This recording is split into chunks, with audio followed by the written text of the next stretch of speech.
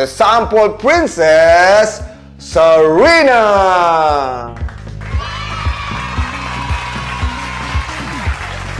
Start spreading the net. So this is a part of my cabinet. Oh my gosh!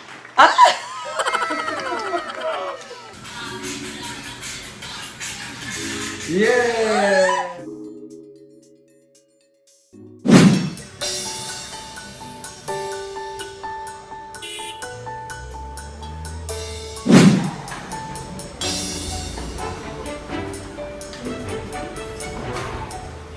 Hello! Oh my God, ang cute naman ito! How you transformed this? Oh my gosh! Paano?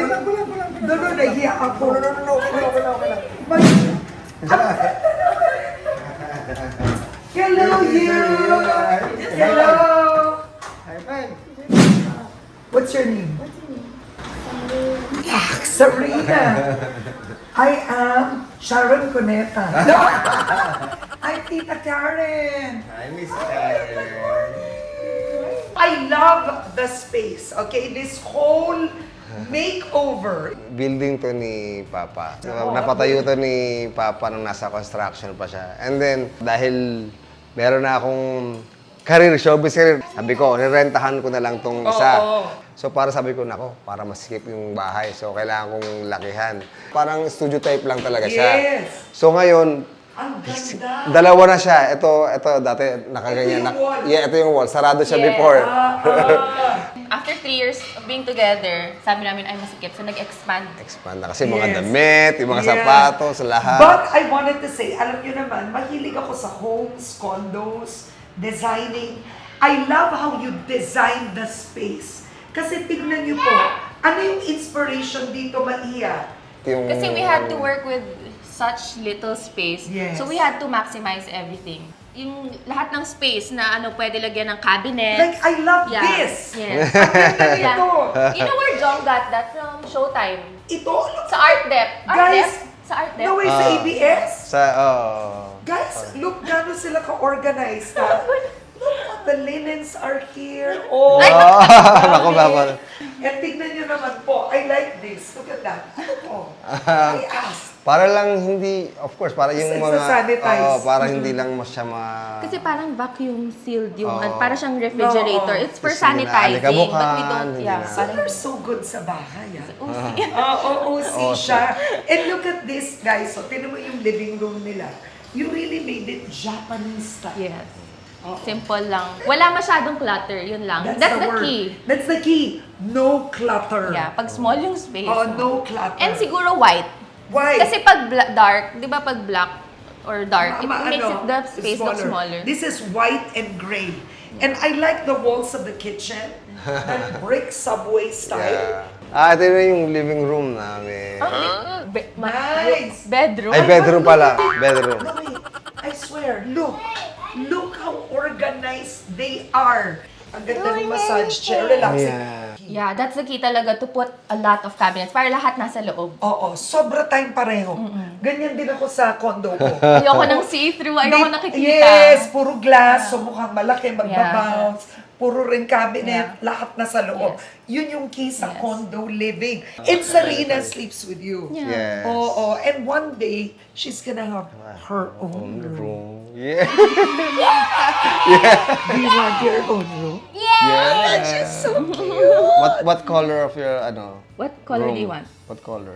Green. Green is intelligence, ha? Wow. So this is a part of my cabinet. Okay.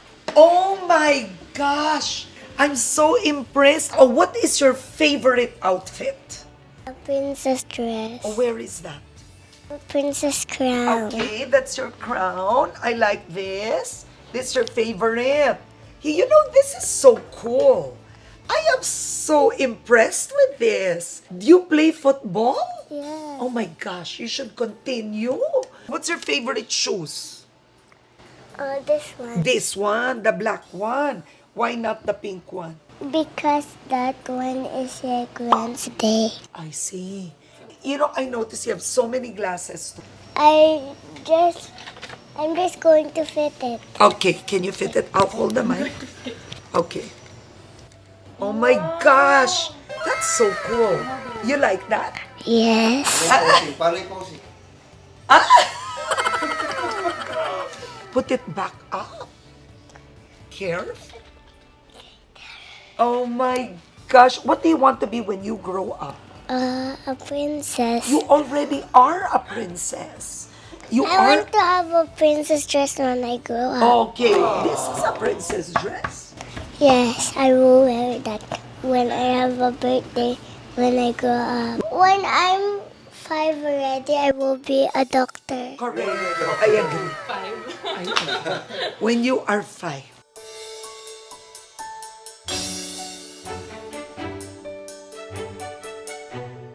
Lahat ng closet dito ay kay Sorry lang. Sari! All of this is yours. Wala na natira for us. Wala na. Wala na si Daddy. Oh, oh. Puro ano na lang. Puro. Pero wait, she fixed that too? Maiya, ang organized mo. Look at it. The blacks are all together. The whites are all... Sorry, no. God, ang OC ng misis mo. Ang galing niya, ha? The one and only Sample King Joe Hilario. It's showtime! Ang Sample King, may Sample Princess na. Isang blessing at dream come true talaga para sa amin ni Maiya.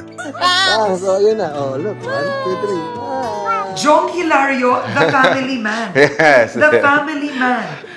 How did you get here? Siyempre, nag-start nung, of course, nakilala ko si Maiya. No? And then, lumabas si Sarina.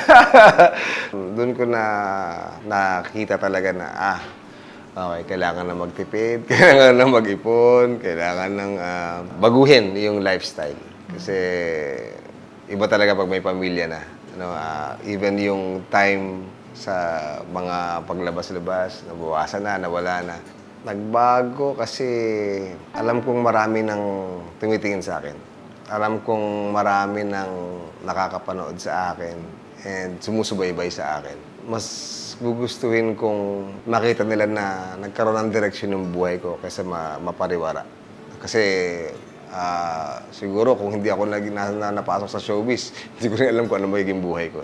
So ngayon na nakita ko na, parang binibigyan ako ni God ng direksyon. So parang kailangan kong pagbutihin. Kailangan kong gawin yung best lagi para sa sarili ko, para at least marami akong ma-achieve. Ano ba si Jong Hilario noon? Makulit. May tambay ka ba noon? Literal yes, to, yes. literal. Alam mo kasi, 10 kami magkakapatid. No, dati, talagang pagkainan, nauubusan ako ng pagkain. Kasi lagi ako nasa labas. Tumatambay pa ako sa labas. So pagdating ko, ubus ng pagkain, wala na. Kaya naranasan ko kumain ng kanin na may mantika at asin lang. Yun lang, minsan toyo lang kasi nauubusan nga ako ng pagkain. Kasalanan ko. Sana all. Sana all. Sana all.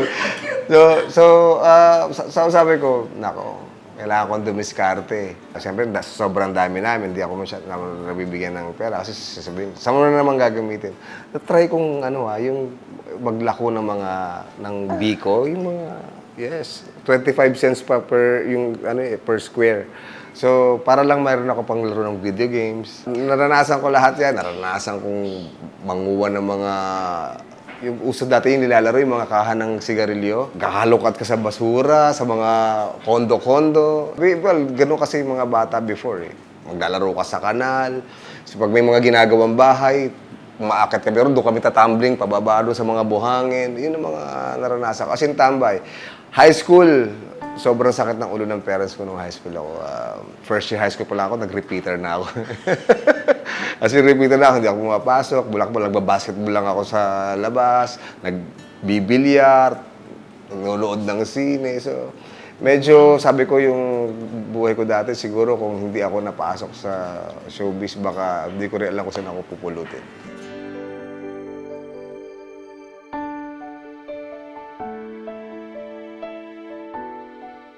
How did you meet him? We met, Sikat na siya noon. yes, but I didn't know who he was. Kasi Really? Yeah, I didn't even know Street Boys kasi that wasn't my time. Pero we met when I was third year college. Nag-OJT ako sa ABS. Then they put me in Mara Clara. And then first day ko sa set, I met him.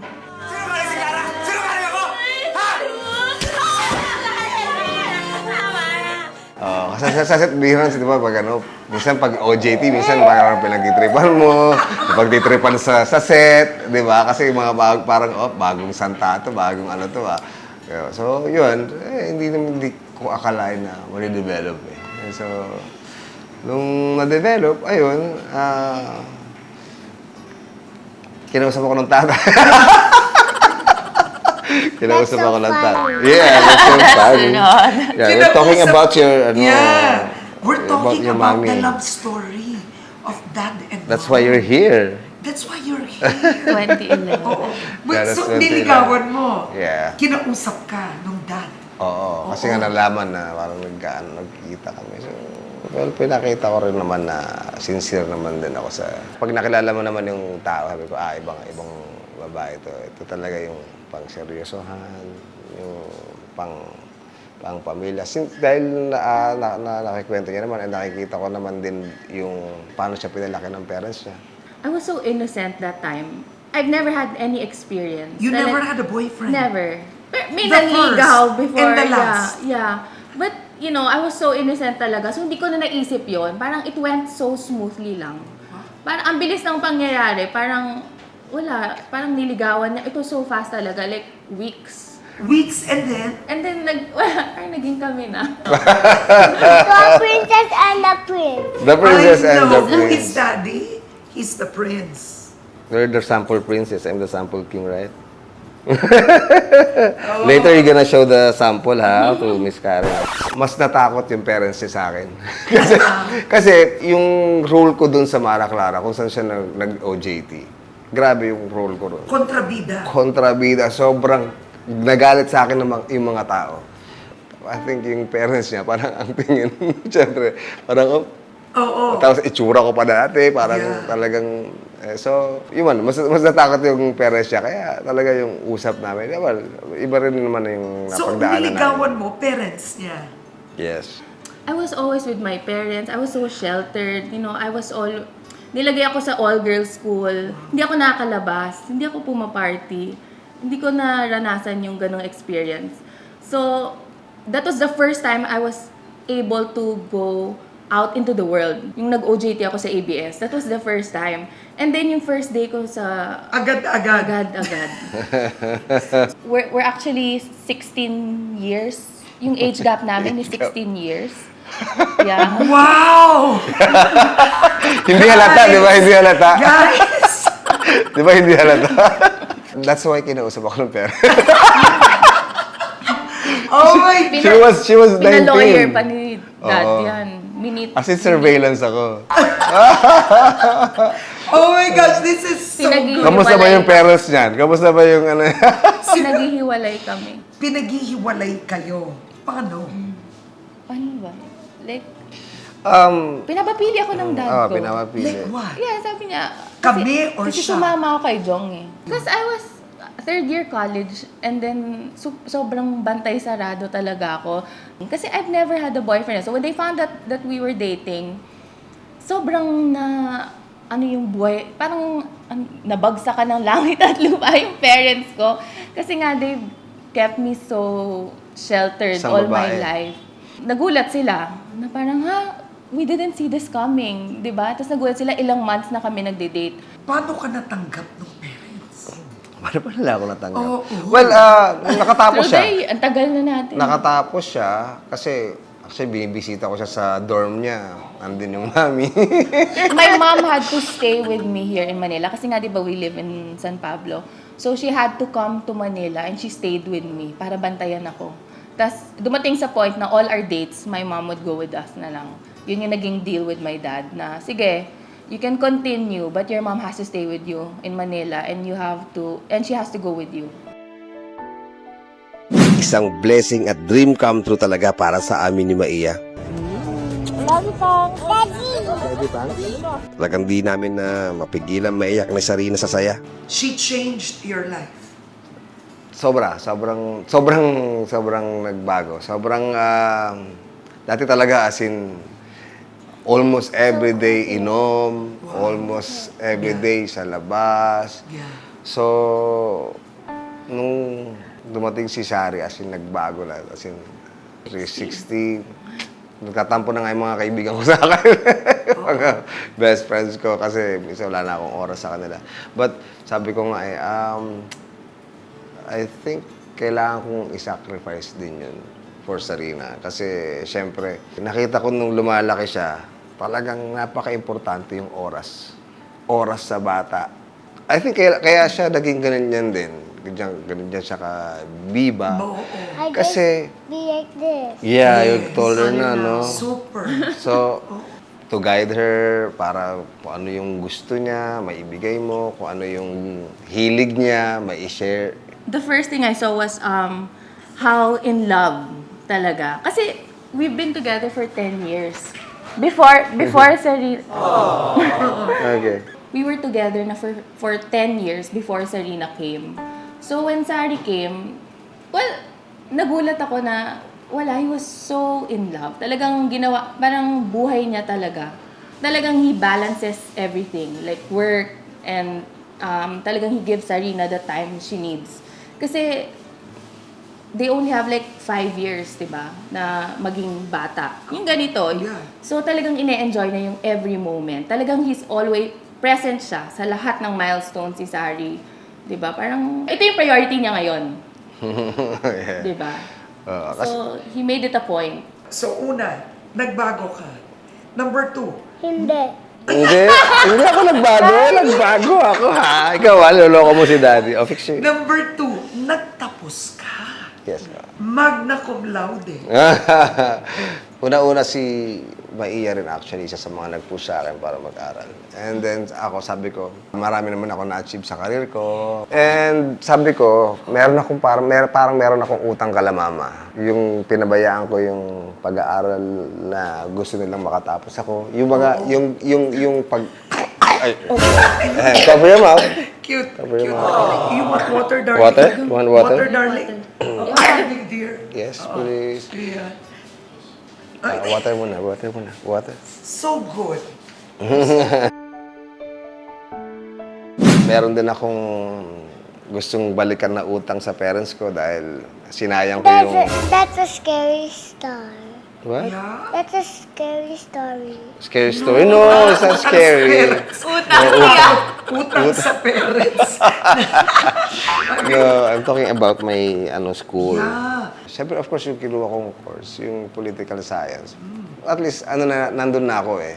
So, ito na yung pwede kong kunin kaysa babalik na naman ako sa umpisa. Sobrang hirap. So, yun ang nakuha kong, napili ko. And then, of course, yung mga resources naman, nandyan na. So, kung may mga katanungan, punta na ako ng City Hall. But magna cum laude. I mean, Bonus na lang yun, bonus. Pwedeng pumasa ka, kinarir mo talaga. The reason talaga bakit sobrang kinerir niya, siguro nung dumating din si Sari. Because I've been telling him, and then he really wants naman talaga to finish. But there was a time kasi na he was so busy, yung tuloy-tuloy yung trabaho na binibigay sa kanya. And then, finally, nag-pandemic, we had Sari, and then he had more time. So Jong was like, this is the right time, this is the perfect time. Also because Sari is here. Yeah. So he wanted to set an example. Yun na lang talaga yung pinaka-positive sa akin para dun sa nangyaring pandemic. No, yung nagkaroon ako ng time and nakapag-school ako. Ayaw niyang may masabi si Sari. Na, bakit ako mag-aaral? Di naman ka rin nag-aaral.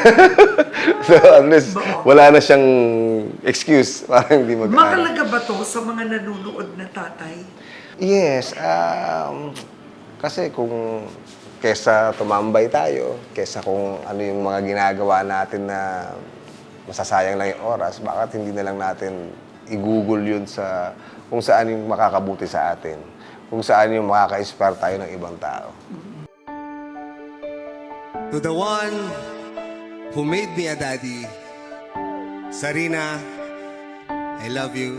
Only you can make this world seem bright. Isa sa mga inspirasyon ko talaga sa buhay at tatay ko. Kasi from the scratch, isang probinsyano na taga Pangasinan na 17 years old, hindi nakatapos ng high school.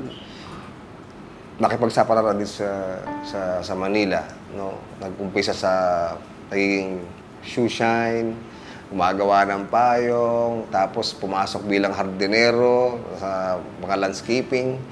So medyo nakaipon, napagkatiwalaan ng isang amo niya. So pinahiram siya ng puhunan hanggang sa nagkaroon siya ng landscaping. Alam ko, siya nga yung contractor ng Hotel Rembrandt. Uy, nice. Siya ang Sa QC. Yes, siya ang contractor nun. It's about Lolo Beer. It's about It's about Lolo's Lolo Beer. success. Yeah, it's about Lolo Beer. That's why you have a room because of Lolo Beer. So you have to be thankful for Lolo Beer. What will you say? Say, thank you, Lolo Beer. Ngayon, nakaipon siya ng pampagawa ng building. Sobrang galing niya. Nabilihan niya ng lupa yung mga kapatid ko. Sobrang saludo ako sa kanya. And gusto ko magpasalamat sa ginawa mo sa pamilya natin. Para lang iangat mo kaming 10. Kung meron man akong magiging bagong ama, wala na akong ibang pipiliin, kundi ikaw yun. Tito, are you proud? Pag nakikita mo si Joe ngayon. Yeah, siyempre proud ako. Yes. Kasi si Joe talaga nung maliit pa yan, talaga nakita namin na mayroong ibubuga ito. Kasi pagka nagpapalabas ako dyan, na una naglalagay ng stage, tumatayo agad yan siya kanta, mag-action na gano'n. So nakita ko sa kanya, mayroong may magagawa ito na maganda para sa kanyang buhay. So, at sa mga nakikita ko nung kanilang mga panahon na nung lumalaki na, maganda, nakita ko talaga nakakahanga. Hanga ako sa kanya. Baon, naiiyak na naiiyak tatay mo talking about you. You're so proud. Pero naging sakit din ako ng ulo. Sakit din siya ng ulo. Ay, hindi na masyado. And now, pag nakita ni Lolo at Lola si Sarina, Sobrang in love nila.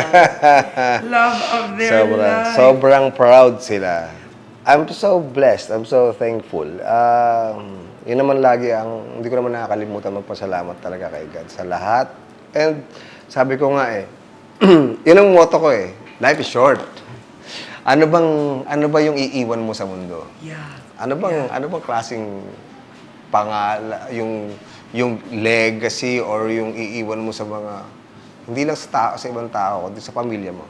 Kasi sila kung ano man yung na-achieve mo, sila yung pag wala ka na What is the biggest lesson that people can take from you? Napaka-importante yung pakikipagkapwa-tao. Napaka-importante yung may takot sa Diyos. Kasi kapag meron ka nun, magkakaroon ng direction yung buhay mo. Yun ang sa buhay kailangan mo ng ganon. Come here na. Okay, come here. Sarina. Okay, Sarina. Sing a song. Madlang people, please welcome the sample princess, Sarina!